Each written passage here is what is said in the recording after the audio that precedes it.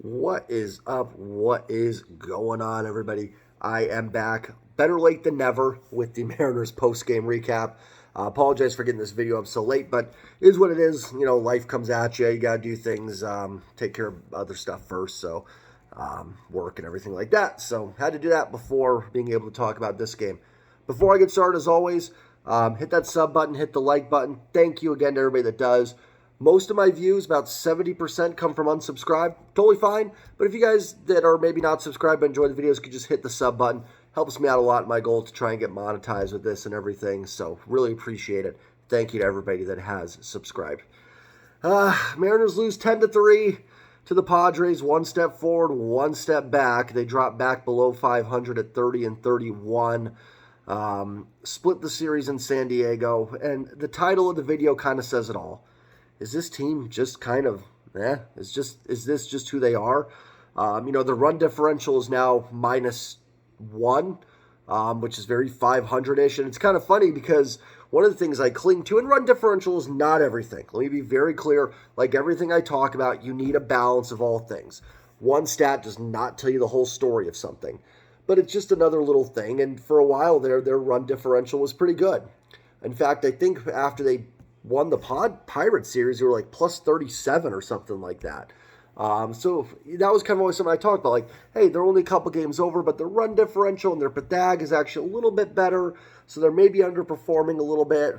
And now it's kind of funny because most teams, when they, their record's below their run differential, essentially, they start playing better baseball. The Mariners always seem to go the opposite. They just say, well, our record's bad, so we just better get blown out in games and get our run differential in line with our record. But it's starting to make me wonder, is this team just kind of mediocre? Is this who they are? And again, everything in a vacuum. I'm not going to go too deep into this game. I'll talk about George Kirby a little bit. In a vacuum, just in that little narrow, is splitting against the Padres bad? Not really. It's a road series against a team that I think is better than their record. I think a Padres team that was, a couple wins away from the World Series last year, that's got Tatis, Soto, Machado. It's got a good top of the lineup. Walker's been good this year. Musgrove's been good this year. So it's not a bad baseball team. Splitting against the Padres is not the problem. Getting blown out in one game is not the problem. But the overall body of the work of this team has just been pretty mediocre. It's been really good pitching and really bad hitting. Unfortunately, I've talked for weeks about how I think the pitching's great and the hitting's going to come around. Instead, the pitching has decided to be bad. Like, this team can't get it together. It's like, instead of regressing with the hitting getting better, the pitching has somehow regressed and gotten worse. It's just so frustrating. In order for this team to get things turned around, they're going to have to do something unique. And I don't mean that in terms of, I'm not talking trades. I'm not talking acquisitions or weird roster moves. I'm talking about doing something like winning a series they shouldn't win.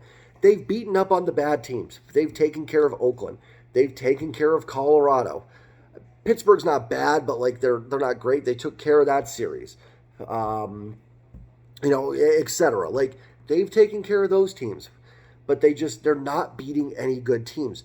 If they want to get back in this, they're going to have to do something they're going to have to go to New York. I know they don't play the Yankees for a while here, and sweep the Yankees. They're going to have to go to Baltimore and sweep Baltimore. This team has got to step out of its comfort zone, or whatever you want to call it, and start doing something that's not just it's okay. Like I talked about, is splitting in San Diego bad? Not really, if you just take it for what it is.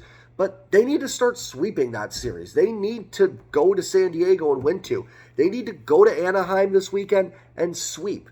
You know what I mean? They need to start doing something like that. They need to have a series where you go, and listen, the sweep against Oakland is great. I'm not one of those people that says, oh, well, they just beat Oakland, so whatever. Oakland's a major league team. The wins count. Sorry, if you don't like that, I don't know what to tell you. If you don't get to count wins against the A's, then why do we count losses against, Atlanta or something like that? So the Oakland wins count, but they've got to do some stuff that they shouldn't be doing, like sweeping a series against a good team. They can't just live off of beating the Tigers, beating the Royals, beating the A's. They have got to go into Anaheim, Houston, Texas, and sweep a series, or just do damage. You know what I mean? I think you guys know what I'm talking about here. It's time. They have to do it. If they want to get back into this race, they are going to have to do that. They can't just get by with what they're doing right now. And again, I'll go back to, is splitting against San Diego bad? Not really. But with everything else they've done, yeah, you kind of need to make a statement series. They need to make a statement somewhere. Not just kind of they're doing okay. You know what I mean? So, and it's not going to get easier. They've got to go to Anaheim now. Luis Castillo does go on Friday, but he's going against Shohei Ohtani. Not going to be easy. Brian Wu makes his second career start. Maybe a little bit softer of a start than in Texas, but you still got to line up with Trout and Ohtani. Bryce Miller hasn't been that great his last few times out. He goes on Sunday. It's not going to be an easy series. Do something we don't expect. Go into Anaheim and sweep that series. This isn't a trash-talking thing or anything like that.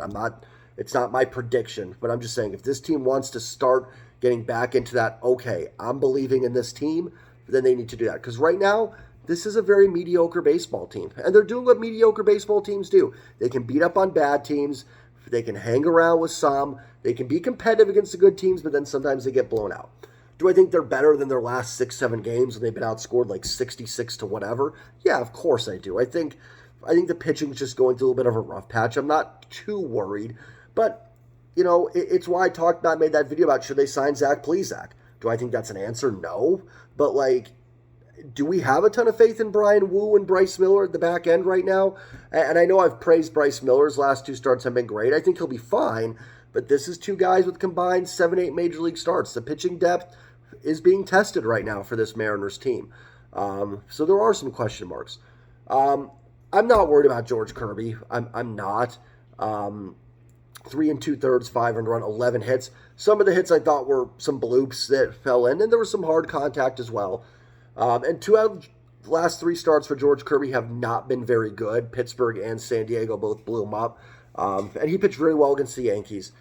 I honestly sometimes wonder with Kirby, because what makes George Kirby so good is just he throws so many strikes. He's had a 61-6 strikeout to walk ratio. Doesn't walk anybody. Now, his strikeout numbers are not earth-shattering. They're good. He can strike people out, but it's not, top of the league strikeout rates that he runs out there.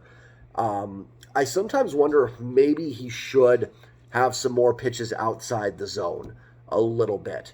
You don't want to say walk more people, because I feel like that sounds weird to say that, but I do wonder if Kirby would benefit a little bit from some of that, because I think it's just when you're in the zone that much, you are susceptible to this. His fastball was pretty good today. I think it got 11 swings and misses in 3 2/3, but the off-speed stuff, everything else did not get 1 swing and miss. So they were just spitting on those off-speed pitches, and they were eventually able to catch up with the fastball. Again, I think George Kirby is going to be just fine, but I do think he is a little susceptible to starts like we saw today. It's why, at the end of the day, Luis Castillo is still the ace of this staff. Not that Castillo can't get hit hard either. It happens. But his stuff is just more electric. Now, he doesn't quite have the control command that Kirby has, but the stuff is just a little bit better. It allows him more of a Felix Hernandez, where George Kirby is maybe more of a Cliff Lee. I don't know. I don't know if that's the best analogy in the world, but just kind of the way I view it. And Cliff Lee was amazing. That half season we had him in Seattle, he was fantastic. But I think he's a little bit more susceptible to get hit hard than Felix was because he was so much in the zone. Kirby's kind of the same way, in my opinion. George Kirby's great. I have utmost faith in George Kirby. Not worried about him the slightest. Just a little talking point wanted to bring up. But yeah, it's time to start to wonder about this team. When are these guys going to get going? Cal's struggling. Gino's, the power numbers just aren't coming. Teo's been hitting better. Julio's been hitting better. That's good to see. Ty's been swinging the bat better. Good to see Dylan Moore back. 2 walks today. Munoz back yesterday was amazing. Dylan Moore needs to be the second baseman. And Caballero.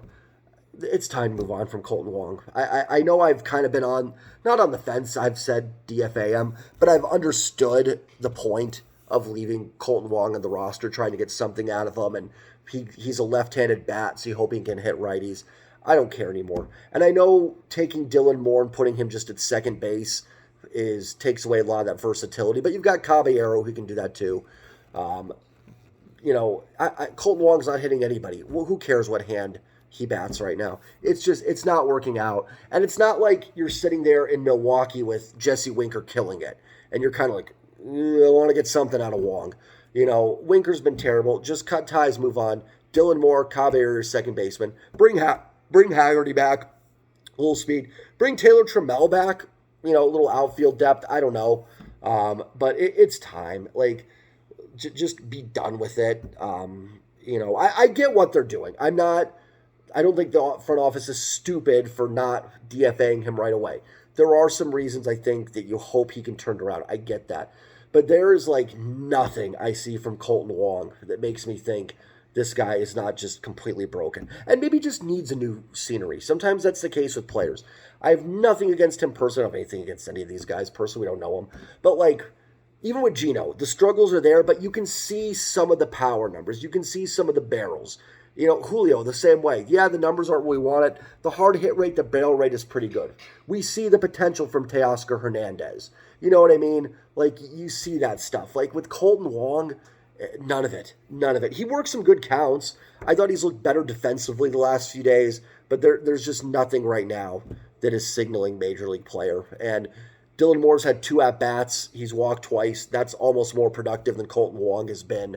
I mean, that's more times than Colton Wong's reached base in 4 weeks. I know it's not, but you know what I mean. So, Dylan Moore, Caballero, even against righties, I don't care. It's still a better option than Colton Wong at this point. Gave him a chance in the series, no problem with it. Couple righties, couldn't do it. Cut ties.